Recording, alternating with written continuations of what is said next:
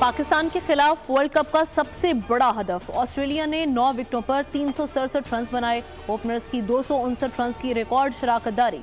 David Warner ने 163 run और Mitchell Marsh ने 121 रन बनाए।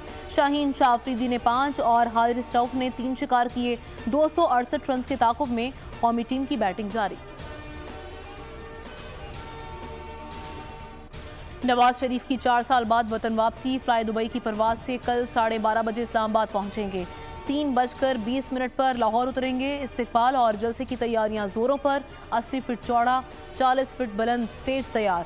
कराची और कोयटा से खुसूसी ट्रेनें रवाना। पेशावर से काफिला आज रात रवाना होगा।